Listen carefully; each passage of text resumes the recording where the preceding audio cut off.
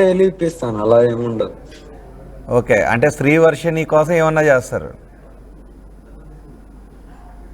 అంటే ఇక అంటే ఇది ఒక తమ్లెన్ పెట్టేసుకుంటున్నారు మీరు. అంటే మీరే ఇప్పుడు ఇచ్చారు ఐడియా అయితే. ఎట్లా అంటే వైఫ్ కదా. ఇప్పుడు ఏంటి నిజమే అయ్యో. కాదు ఓకే, నాకు మంచి క్వశ్చన్ ఇచ్చారు. ఇప్పుడు శ్రీవర్షిని మీకు ఏమవుతుంది, మీరు శ్రీవర్షినికి ఏమవుతారు? ఇక పెళ్ళి అయిపోయింది కాబట్టి భార్య భర్తలే. ఎవరు భర్త? చెప్పేసుకున్నాం కదా, ఇంకేంటి. Wife, yeah, he's husband. ఎవరెవరు? వైఫ్ అండ్ హస్బెండ్ అండి. ఎందుకు మీరిద్దరిలో హస్బెండ్ ఎవరు, వైఫ్ ఎవరు? ఇప్పుడు హస్బెండ్. అఘోరి అమ్మాయి హస్బెండా? వైఫ్. ఇప్పుడు అఘోరి అమ్మ హస్బెండ్, మీరు వైఫ్, అంతేనా? ఎస్. మరి మీ మమ్మీ, మీ అమ్మగారు ఆయన్ని కోడలి పిల్లని పిలిచేవారు అంటున్నారుగా. అంటే తన రూపం అలా ఉంది కాబట్టి కోడలి పిల్లని సంబోధించేవాళ్ళు అంతే. ఓకే, అంటే మీకు నాకు తాళి కట్టినా కాబట్టి భర్తగా నేను స్వీకరిస్తుంది. భర్తగా స్వీకరించాను, నాకు తాళి కట్టారు కాబట్టి. ఉమ్, మధ్య మధ్యలో మమ్మీ అనేవాళ్ళు అల్లుడు అల్లుడు అని అనేవాళ్ళు. ఒక 4 times 5 times రిపీట్ చేశారు. ఉమ్. మీ ఇవన్నీ నాన్న జరుగుతాయని ముందే తెలుసా కానీ వీడియోలు తీసుకొని పెట్టుకునే వాళ్ళం. ఏంటంటే మేము హైదరాబాద్ లో ఉన్నప్పుడు విష్ణు మేమంతా బానే ఉన్నాం. అప్పుడు విష్ణు మాతో బానే ఉన్నాడు. అయితే బయటికి వెళ్ళి సమోసా తీసుకుని ఫోటో పెట్టి వాట్సాప్ లో అమ్మకి, ఇదిగో మీ ఆవిడ కోసం సమోసా తీసుకున్నా అని పెట్టాడు కింద. డిలీట్ చేసిన బ్యాగ్ కొడితే వచ్చేస్తాయి అందులో. విష్ణు పెట్టాడు. మరి అలా పెట్టిన వ్యక్తి ఇప్పుడు వ్యతిరేకించారు. ఓకే, సమోసా తీసుకుని పెట్టాడు. హైదరాబాద్లో ఎక్కడున్నారు మీరు? అది ఒక వేరే అంటే వాళ్ళ పేర్లు వద్దు, మళ్ళీ వాళ్ళని కూడా ట్రోలింగ్ లో తీస్తారు. ఓకే, వద్దులే.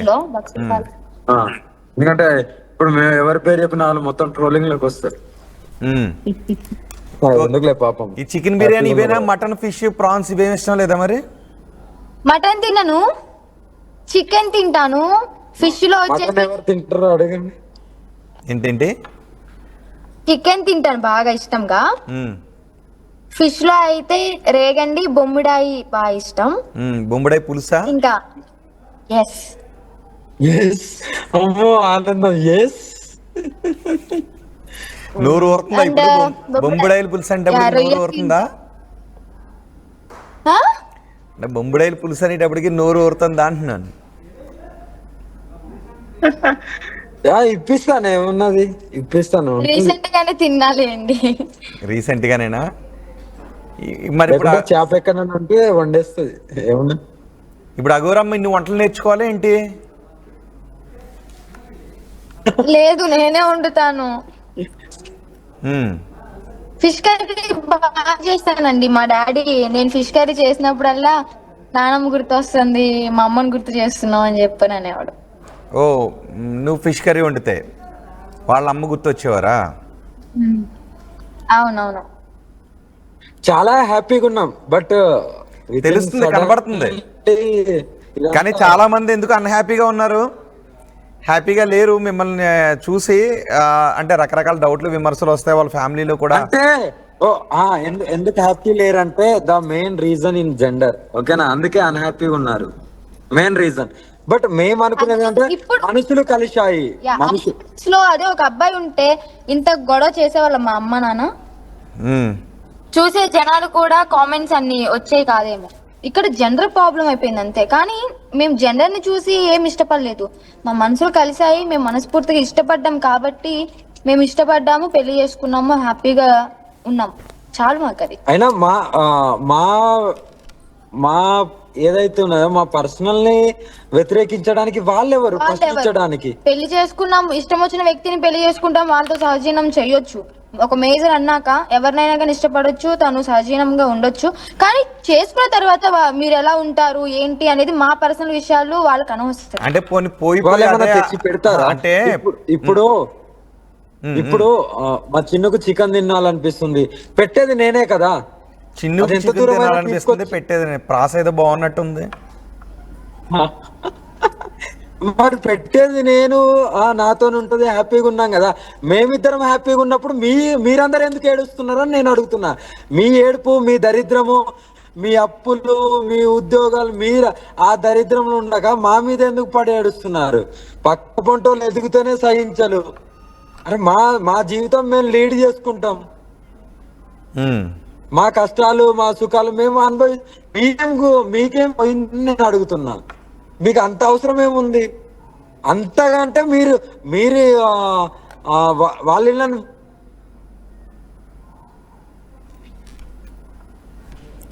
హలో, వాయిస్ బ్రేక్ అవుతుంది. సో నేను కొన్ని కమెంట్స్ చదువుతాను. అక్కడ సిగ్నల్ కొంచెం వీక్గా ఉన్నట్టుంది. ఇప్పటికి ఎవరికైనా క్లారిటీ వస్తాయి అంటే అన్నీ చాలామంది అంటూ ఉంటుంటారు. బట్ ఒక విషయం అందరికీ కూడా చెప్తాను. ఇది ఒక న్యూసా లేకపోతే ఇది ఒక విషయం అని. ఇది కూడా వాళ్ళకి సంబంధించి చాలామందిలో అపోహలు ఉన్నాయి. చాలామందికి తెలుసుకోవాలి అని ఉంది. చాలామంది విమర్శించే విధానం ఉంది. కాబట్టి అన్నీ కూడా చూపిస్తాం. ఉదయం వనజీవి మరణం గురించి కూడా చెప్పాం. పాస్టర్ ప్రవీణ్ మరణం గురించి చూపించాం. ఇప్పుడు వీళ్ళు వర్షిణి అఘోరి వీళ్ళ గురించి కూడా చెప్తున్నాను. ఎందుకంటే అసలు ఎందుకు చేసుకుంది, చాలామందిలో అదే డౌట్ కదా. వర్షిణి చూడటానికి చక్కగా ఉంది, అందమైన అమ్మాయి, లైఫ్ని చాలా ఊహించుకుంది. కానీ అఘోరితో వెళ్ళిపోవడం ఏంటి, అఘోరి ఫేక్ అని చాలామంది అనుకుంటూ ఉన్నారు. కాబట్టి చాలా విషయాలు తెలుసుకునే ప్రయత్నం చేద్దాం. ఎందుకు అలాంటి అమ్మాయి అఘోరితో వెళ్ళిపోయింది అని తెలుసుకోవాలని చాలామంది అనుకుంటూ ఉన్నారు. కాబట్టి అఘోరి గారు నా మాట వినిపిస్తుందా? కట్ అయినట్టుంది ఒక్కసారి. అండ్ ఇంకో విషయం ఏంటంటే ఆమె శ్రీవర్షిని చాలా బాగా పాటలు కూడా పాడుతుందంట. సో మరి ఇప్పుడు అఘోరికి ఏం పాట వినిపిస్తుంది జనరల్గా అది కూడా అడుగుదాం. అఘోరితో చెప్పినప్పుడు తను పాడే పాటలు కూడా నాకు బాగా నచ్చుతాయని. అఘోరి కూడా ఏమంటున్నానంటే ముద్దపప్పు ఆవకాయ, ఆమె వండే ముద్దపప్పు ఆవకాయ చాలా ఇష్టం అని అంటున్నారు. సో మీ కమెంట్స్ కూడా ఒక్కసారి నాకు తెలియచేయండి. ఎస్, అఘోరి గురించి ఒకటి అన్నప్పుడు, అఘోరి నాలో నేను ఎవరైనా మోసం చేశానా, నాలో చెడు ఏం కనిపిస్తుంది, ఎందుకు నాలో ఫేక్ని చూస్తున్నారని అఘోరి అడుగుతోంది. So Aghori fake fake fake అంటూ ఉన్నప్పుడు నేను కూడా కొన్ని క్వశ్చన్స్ రాసుకున్నాను. అఘోరి ఇక్కడ ఫేక్ లేదంటే ఇక్కడ తప్పు చేస్తుంది ఇలాగని. దాన్ని ఒక పాయింట్లో అఘోరి ఏం ఆశిస్తోంది? ఫేక్ అయిన అఘోరి శ్మశానంలో ఎందుకు పడుకుంటుంది? ఫేక్ అయిన అఘోరి ఒంటి మీద బట్టలు వేసుకోకుండా ఎందుకు తిరుగుద్ది? ఒంటి మీద ఆ బట్టలు ఎందుకు వేసుకుంటుంది? ఫేక్ అయిన అఘోరి డబ్బుల కోసం ఆశించిన అఘోరి శ్మశానాల్లోకి వెళ్ళి మానవ మాంసం తినే పరిస్థితి ఎందుకు తెచ్చుకుంటుంది? సో ఎందుకు అఘోరి ఫేక్, ఎక్కడ అఘోరి ఫేక్ అనే డౌట్స్ కూడా వస్తున్నప్పుడు ఆన్సర్ ఒక్కొక్కసారి దొరకడం లేదు. సో జనరల్గా రాజకీయ నాయకులు ఎవరైనా ఫేక్గా మాట్లాడితే ఓట్ల కోసం అనుకోవచ్చు. వ్యాపారవేత్తలు ఎవరైనా ఫేక్గా మాట్లాడితే లాభాల కోసం అనుకోవచ్చు. ఒక మేల్ ఫేక్గా మాట్లాడుతుంటే అమ్మాయి విషయంలో అమ్మాయి సాంగత్యాన్ని కోరి లేకపోతే ఆమె నుంచి ఏదో ఆశించి అనుకోవచ్చు.